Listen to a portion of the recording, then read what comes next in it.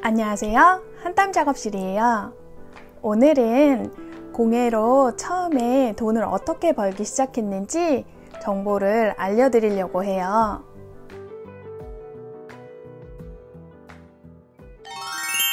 저는 처음에 동물 인형 만들기 수업을 들으면서 공예 작가의 길로 들어섰거든요. 동물 인형 수업을 듣고 첫 수업에 가가지고 저는 판매를 할 거예요 라고 말을 했어요. 그런데 그때 저는 바느질도 제대로 할 줄 모르는 사람이었어요. 그래서 처음에 강사님이 엄청 황당해 하시더라고요. 하지만 저는 2개월 있다가 동물 인형을 인터넷에 팔기 시작했고요. 그리고 3개월 있다가 오프라인 매대에서 판매하기 시작했고, 그로부터 또 3개월 있다가 핸드메이드 전문 쇼핑몰에 입점해서 판매를 할 수 있었어요. 저는 처음부터 돈을 벌어야겠다라는 생각을 가지고 공예의 길로 들어섰기 때문에 제가 판매를 할 수 있었던 것 같아요. 많은 분들이 공예를 통해서 돈을 벌고 싶어 하세요. 그런데 처음에 돈을 벌려고 시작을 했다가 재료도 이렇게 사고 그러면서 주변에 맨 처음에 선물을 주세요. 그 선물을 주다가 팔고 싶은데 어떻게 팔아야 될지를 몰라서 그냥 재료만 쌓아둔 채로 중단하시는 경우가 굉장히 많더라고요. 그래서 처음에 어떻게 시작했는지를 공유해드리면 이런 방법도 있구나 하고 아실 수 있을 것 같아서 한번 영상을 찍어보려고 해요. 저 같은 경우는 일단 구에서 하는 그런 공예 센터에서 인형 만들기 수업을 들었고요. 그리고 그 이외에 다른 수업도 들었는데 그건 나중에 또 다른 기회가 있으면 말씀을 드릴게요. 그리고 인형 만들기 수업을 통해서 이제 실력을 좀 쌓은 다음에 이거를 팔고 싶은데 어떻게 팔아야 되는지 저도 모르겠더라고요. 강사님도 그런 방법을 알려주지는 못하셨어요. 그래서 어떻게 할까 생각하다가 그때는 네이버 스토어도 네이버의 스마트 스토어도 제대로 돼 있을 때가 아니어서 11번가에 들어갔더니 그냥 개인이 판매를 할 수 있더라고요. 그래서 저는 그때 당시에 11번가를 자주 사용했기 때문에 11번가에 일단 스토어를 열었어요. 그래서 판매를 올렸는데 그런 쇼핑몰 같은 경우는 개인이 잘 판매하기 어려운 환경이에요. 그래서 팔리기는 팔렸으나 많이 팔리지는 않았어요. 근데 어쨌든 저는 작은 성공을 이루었죠. 작은 성취감이 들더라고요. 나의 스토어가 생겼다. 꼭 오프라인 매장을 낸 것 같은 느낌이더라고요. 그래서 나의 그 상점이 생겼다는 그런 성취감이 생겼고요. 그리고서 프리마켓을 나가야 되나 하고 고민을 하고 있었는데 어느 날 우연히 여성 프라자에서 하는 워킹우먼이라는 프로그램을 알게 됐어요. 그게 뭐냐면 여성 프라자도 저는 사실 몰랐거든요. 여성 프라자가 있더라고요. 거기서 손 작업을 하는 여성 공예인들을 위한 창업 공간 기회를 주는 거예요. 그래서 거기 1층에 여성 프라자 1층에 행복 마차라고 해가지고 이렇게 매대들이 있었고 한 5개 정도 있었고 거기서 일주일에 한 번씩 돌아가면서 판매를 할 수 있는 기회를 주는 거였어요. 근데 사실 돈은 크게 되지 않았어요. 근데 저는 거기서 굉장히 큰 걸 얻었던 게 다른 공예 작가님들과 교류하면서 저는 진짜 왕초보였거든요. 그래서 가격 책정도 제대로 할 줄 모르고 진열하는 방법도 몰랐어요.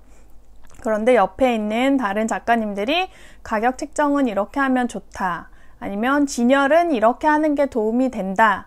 그리고 그분들도 계속해서 소비자들의 반응을 보고 진열 같은 것도 바꾸거든요. 그럼 저도 소비자들의 반응을 보고 이 상품이 좀 잘 나가는구나. 진열을 이렇게 하면 좀 도움이 되는구나. 그런 걸 느끼게 된 거죠. 그래서 돈은 적게 벌었지만 그런 소비자들과 주기적으로 만날 수 있는 기회가 되었던 거예요. 그래서 거기서 이런 반응들을 얻어서 작품들도 업그레이드하고 그리고 또 약간의 수익도 생기고 그리고 거기서 있으면서 제가 온라인에 핸드메이드 쇼핑몰에 입점하게 됐어요. 그것도 이제 제 포트폴리오가 쌓여서 거기다 지원을 해서 합격을 했던 거고 입점을 하면서 그 수익이 상당히 커지게 됐던 거죠. 근데 어쨌든 저는 처음에 아예 막막해, 모르겠어 이렇게 했을 때 나라에서 여성 공예인들을 위한 지원 사업들이 있어요. 여성 프라자도 있고요. 공예센터도 있고요. 그리고 협동조합도 있어요.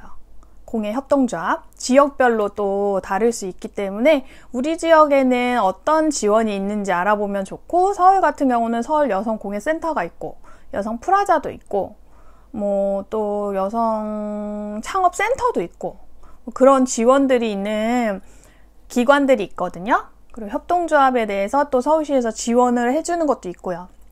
그런 식으로 알아보셔가지고 한번 도전을 해보셨으면 좋겠어요. 그러니까 아예 막막하게 어떻게 해야 되는지 모르겠어 이렇게 하실 수 있는데, 그런 식으로 기회를 하나 만들면 또 거기서 기회가 오고 또 기회가 오고 하더라고요.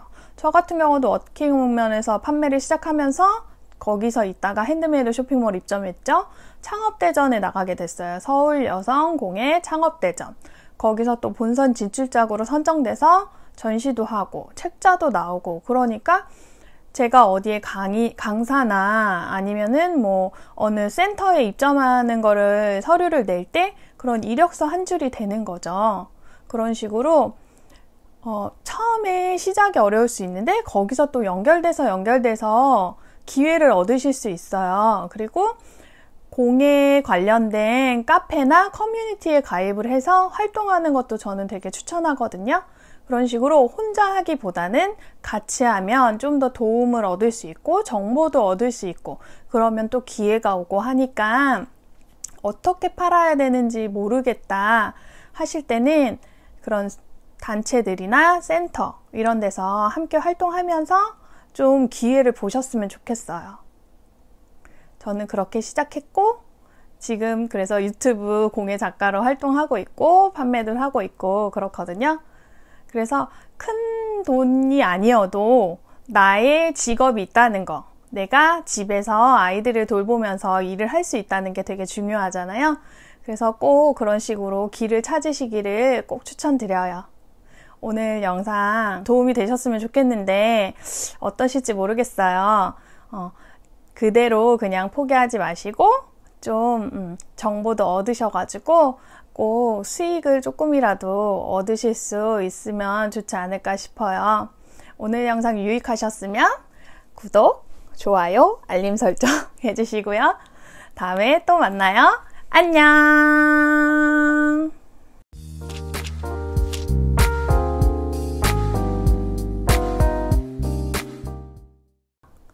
지금 요 밑에 나오는 영상들은 제가 추천하는 영상이에요. 한번 보시고 또 연결해서 다른 영상도 봐주시길 바랄게요.